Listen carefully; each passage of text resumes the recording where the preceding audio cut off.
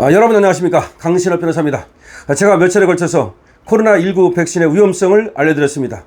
그런데도 불구하고 우리 보건복지부는 다시 모더나와 화이자를 또다시 계약한 것으로 드러나서 충격적이라는 말씀도 드린 바 있습니다. 그런데 미국 12개 주가 코로나 백신을 금지하는 법안을 추진하기 시작했습니다. 코로나 백신이 특히 임산부와 어린이들에게 권장되어서는 안 된다고 발표했습니다. 뿐만 아니라 이 코로나 백신이 체내 독성 스파이크 단백질을 증가시킨다고 발표했습니다. 미 보건복지부 장관은 코로나 백신이 어린이와 임산부 권장 목록에서 제외되어야 한다라고 발표를 했고요. 예일대 연구 결과 코로나 백신이 체내 스파이크 단백질 생성에 증가를 시키는 것으로 드러나 있습니다. 미국 12개 주가 코로나19 바이러스 백신을 금지하는 법안을 추진하기로 했습니다. 그동안 개발된 코로나19 백신은 효과가 없다는 겁니다. 오히려 인류 건강에 악영향을 끼치고 있다는 주장들이 터져나오기 시작했습니다. 일부 실험 결과 백신을 맞은 대부분의 사람들에게서 독성 스파이크 단백질이 더 많이 생성된 것으로 조사되었고, 이는 혈관 손상으로 인한 혈압 조절 시스템 방해를 일으키고 혈액 응고로 인한 미세 혈전을 유발할 수 있다고 경고했습니다. 이 부분 여러분들께서 주목해 주시기 바랍니다. 코로나 백신에 대한 실험 결과 백신을 맞은 대부분의 사람들에게서 독성 스파이크 단백질이 더 많이 생성됐습니다. 그리고 이는 혈관 손상으로 이어져서 혈압 조절 시스템을 방해했습니다. 그리고 혈액 응고로 인한 미세 혈전을 유발하는 것으로 지금 위험한 것으로 경고가 되고 있습니다. 다시 말해서 코로나 백신을 맞고 혈관 장애 내지는 심장병 내지는 중풍 등등이 발생하는 것은 아닌가, 혈관에 손상이 생기는 것은 아닌가, 그리고 혈액 응고에 영향을 미치는 것은 아닌가, 미세 혈전을 일으켜서 그로 인해서 혈관이 막히는 질병을 일으키는 것은 아닌가, 지금 의심되고 있습니다. 브라이트바트 뉴스에 따르면 로버트 케네디 주니어 미국 보건복지부 장관은 최근 새로운 연구 결과를 근거로 어린이와 임산부에 대한 미국 질병통제예방센터의 백신 권장 목록에서 코로나19 백신을 제외한다고 밝혔습니다. 브라이트바트는 수년 동안 중요한 질문들이 침묵 속에 묻혀 있었다면서 코로나19 백신이 안전하고 효과적이라는 약속은 이제 심각한 의심을 받고 있으며 그 결과는 우리가 상상하는 것보다 훨씬 더 나쁜 것일 수 있다고 전했습니다. 지금까지 코로나19의 위험성을 숨겼다는 겁니다. 코로나19 백신이 안전하고 효과적이라는 말은 거짓말이라는 겁니다. 그리고 코로나19 백신의 위험성은 우리가 상상하는 것보다 훨씬 더 클 수 있다는 겁니다.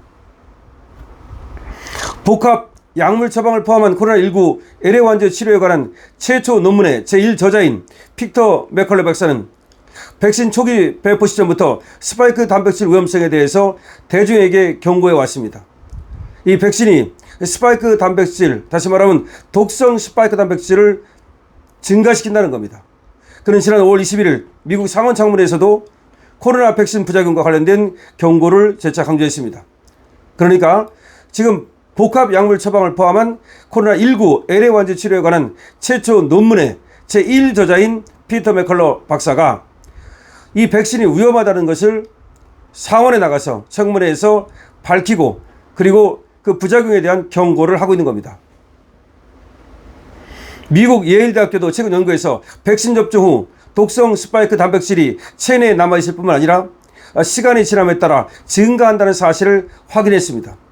그러니까 독성 스파이크 단백질, 이게 암을 일으킬 수도 있고 이것이 여러 가지 질병을 일으킬 수 있다고 보는데, 이것이 시간의 지남에 따라 없어지는 것이 아니라 체내에 남아있다가 오히려 증가한다는 사실을 발견했다는 겁니다. 예일대 연구 결과에 따르면 코로나19 백신을 맞은 후 체내에서 더 많은 스파이크 단백질이 생성됐다는 겁니다. 백신 접종 후 709일간 데이터를 관찰했으며 그 기간이 지나도 스파이크 단백질이 높은 농도로 남아 있었다는 겁니다. 다시 말하면 독성 단백질이 오랜 시간이 지나도 사라지지 않고 오히려 계속해서 남아 있었고 오히려 증가했다는 것입니다. 이는 전통적인 백신과는 매우 다른 결과라고 과학자들은 말합니다. 전통적인 백신의 경우 독성이 생겼다 하더라도 시간이 지남에 따라서 사라진다는 거죠. 원래가 이 mRNA 기술은 원래 겸상적혈구병이나 낭포성 섬유증 같은 유전 질환의 치료 목적을 위해 개발된 것이다. 다시 말해서 원래가 지금 코로나 바이러스 그 기술 말이죠. 그거 원래는 그것이 겸상적혈구병이라고 하는 거, 그 다음에 낭포성 섬유증이라고 하는 거, 이런 유전 질환의 치료 목적을 위해서 개발됐던 건데 갑자기 이걸 코로나19 치료를 위해서 이 기술을 적용한 거죠. 그런데 거기에서 부작용이 생기고 있다는 말로 요약됩니다.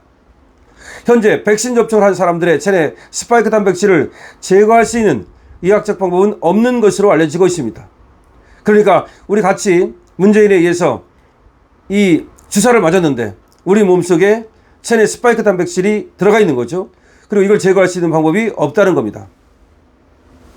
다만 맥컬러 박사가 연구한 스파이크 해독 논문 등에 따르면 나토키나제, 브로멜라인, 카키민 등의 배합 약품이 회복 효과에 도움을 주는 것을 확인할 수 있다고 합니다.